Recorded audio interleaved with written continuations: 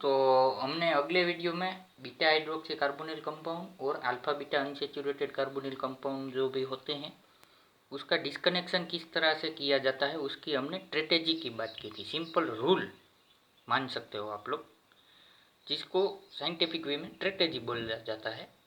तो इस वीडियो में उसके रिलेटेड हम लोग यहाँ पर एग्जाम्पल देखने वाले हैं। तो फर्स्ट एग्जाम्पल चलिए यहाँ पर देख सकते हैं, ये है हमारा फर्स्ट एग्जाम्पल। अब यहाँ पर देखिए, वो वाला वीडियो आपने देखा होगा तो ये बात आप लोग जानते होंगे कि कार्बोनिल से तीसरी पोजीशन, ये फर्स्ट, ये सेकंड और ये थर्ड पोजीशन पर जब भी OH ग्रुप आए तो उसको क्या बोला जाता है?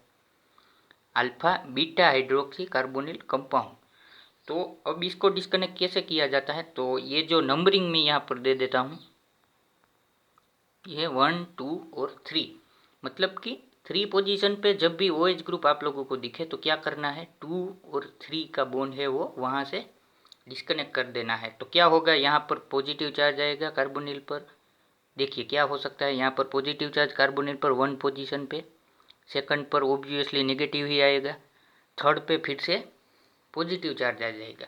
तो देखिए सिंथोन किस तरह से होते हैं, कुछ इस तरह से हम लोगों को सिंथोन मिलेगा, जहाँ पर यहाँ पर नेगेटिव चार्ज मतलब कि इसको एक्टिव मिथिलीन बोल सकते हैं, और यहाँ पर पॉजिटिव चार्ज। तो ये पॉजिटिव चार्ज है तो यहाँ पर कार्बोनिल क्रिएट हो सकता है। देखिए अभी कुछ ऐसा मोलेक्यूल हम लोगों को मिलेगा।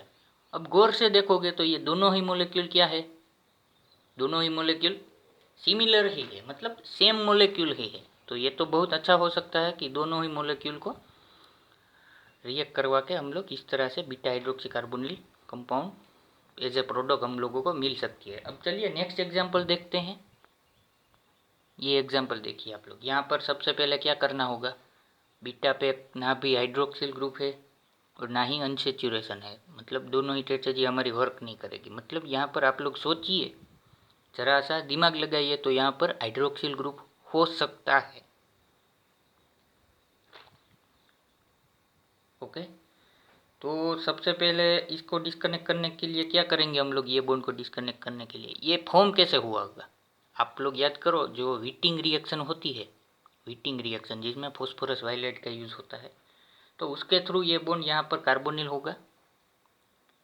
तो ऐसे मान लीजिए, अभी मैं आप लोगों को ड्रॉ करके दिखाता हूँ, मतलब कि ये बॉन्ड को हम लोग डिस्कनेक्ट करेंगे अल्कीन को, ऐसे हमारे सिंथोन हो सकते हैं। देखिए यहाँ पर ये कार्बोनिल है। हीटिंग में जनरली क्या होता है ये बात आप लोगों को बता दूं, तो हीटिंग रिएक्शन में जनरली ये जो फॉस्फोरस वायलेट है, इसका ये पार्ट जो है, ये पार्ट CH2PH वाला पार्ट है, वो कार्बोनिल का ऑक्सीजन रिमूव होके ये पार्ट जो होता है CH2PH वो यहाँ पर अटैच हो जाता है। ये पाई बॉन्ड आप लोग सिंपल ट्रिक मान सकते हो इसको कि ये पाई बॉन्ड वैसे का वैसा ही रहेगा, और CH2PH वाला जो भी पार्ट है वायलेट का उस तरफ का पार्ट वो यहाँ पर अटैच हो जाता है और ये कंपाउंड हम लोगों को मिलता है। आप लोग हीटिंग रिएक्शन जरा देख लेना, जिसमें यही बात होती है। अब देखिए, अब यहाँ पर देखिए अल्फा बीटा, अब ये भी स्ट्रेटजी हमारे काम नहीं करेगी। तो ये कार्बोनिल यहाँ पर कैसे आया होगा, वन ऑफ द कार्बोनिल को हम लोगों को रिड्यूस करना होगा, मतलब कि यहाँ पर ऑक्सीडाइज किया होगा तभी ये कार्बोनिल आया होगा OH में से। तो देखिए अभी हम लोग इसका अगला इंटरमीडिएट क्या होगा वो मैं आप लोगों को दिखाता हूँ। तो देखिए अब आप लोगों को यहाँ पर देख सकते हो, तो ये OH को ऑक्सीडाइज करके क्रोमियम ट्राइऑक्साइड और पिरिडीन की प्रेजेंस में ऑक्सीडेशन होता है, तो इसका C बॉन्ड वो में कन्वर्जन हो जाता है। मतलब कि 2 डिग्री अल्कोहल का ऑक्सीडेशन करोगे तो आप लोगों को कीटोन लाइक सब्स्टिट्यूशन मिलेगा आप लोगों को। तो अब हमारे पास क्या आ चुका है, alpha beta hydroxy carbonyl system हमारे पास है। स्ट्रेटेजी आप लोगों को पता है कि पहले एग्जांपल में जो भी किया था वो ही बात यहाँ पर करनी है। कहाँ पर से डिस्कनेक्ट करोगे, ये 1, ये 2 और ये 3, तो 2 और 3 का बॉन्ड बीच में से हम लोग डिस्कनेक्ट कर देंगे। तो क्या क्या जनरेट होगा, चलिए देखते हैं।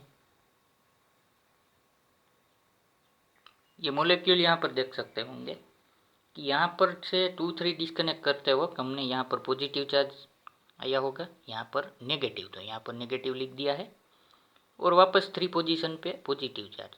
तो देखिए ये दोनों मोलेक्यूल आप लोगों को सेम ही दिख रहे होंगे, सेम हो जाएंगे। वैसे जब हमने यहाँ पर किया था ना कि OH का ऐसे कार्बोनिल में, तो यहाँ पर भी कर सकते हैं OH को कार्बोनिल में, तो ये दोनों मोलेक्यूल सेम ही है।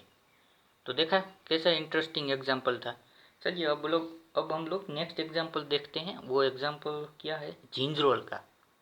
देखिए जिंजरोल है वो बायोलॉजिकली एक्टिव मोलेक्यूल है, उसका डिस्कनेक्शन हम लोग देखते हैं।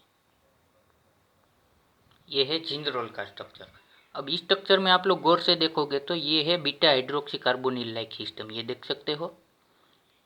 तो आप लोगों को पता चल ही गया होगा कि कहाँ से डिस्कनेक्ट करना है, यहाँ से OH वाला कार्बन और ये बीच वाला, मतलब 2 और 3 पोजीशन से डिस्कनेक्ट करते हैं हम लोग और सिंथोन जनरेट करते हैं। तो देखिए ये कंपाउंड हम लोगों को मिलेंगे। अब ये मैंने यहाँ पर डायरेक्टली लिख दिया है कि यहाँ पर 1 यहाँ पर CH3 ग्रुप आएगा, तो ये मैंने डायरेक्टली यहाँ पर लिख दिए हैं। यहाँ से डिस्कनेक्ट करके यहाँ पर एक्टिव मिथिलीन जनरेट होगा, कार्बोनिल की एडजेसेंट पोजीशन पे CH3 है इसलिए, और यहाँ पर इस पर अटैक कर देगा, तो ये जिंजरोल हम लोगों को मिलेगा। अब देखिए ये तो हम लोगों को सिंपल मोलेक्यूल मिल गया, इसकी कोई झंझट नहीं है। अब इस मोलेक्यूल को देखिए ये, तो यहाँ पर हम लोगों को ये चेन रिमूव करनी होंगी। तो कैसे किया जाता है,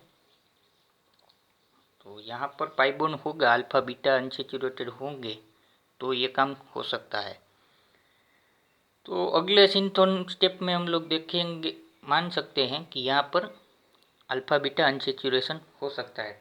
किस जगह पे, यहाँ पर ये जो पाई बॉन्ड आप लोगों को मैं यहाँ पर दिखा देता हूँ कि यहाँ पर अल्फा बीटा अनसैचुरेशन होगा। वो कैसे आएगा, वो अगले स्टेप में होगा, जो इस सिंथोन को जनरेट करने में यहाँ पर रिडक्शन के थ्रू ये मोलेक्यूल आएगा। देखिए अभी मैं आप लोगों को दिखाता हूँ, तभी आप लोगों को बात दिमाग में उतरेगी। ये देखिए यहाँ पर अब आप लोग समझ गए होंगे कि ये पाई बॉन्ड को रिड्यूस करके ये हम लोगों को इंटरमीडिएट मिलता है। अब आप लोगों को पता चल गया होगा कि ये अल्फा बीटा अनसैचुरेटेड कार्बोनिल है। तो क्या करना है, तीसरी पोजीशन पे हम लोगों को ये पाई बॉन्ड ब्रेक करके OH लगा देना है, जिसको बोलते हैं आल्डोल क्लेजन स्मिथ रीअरेंजमेंट।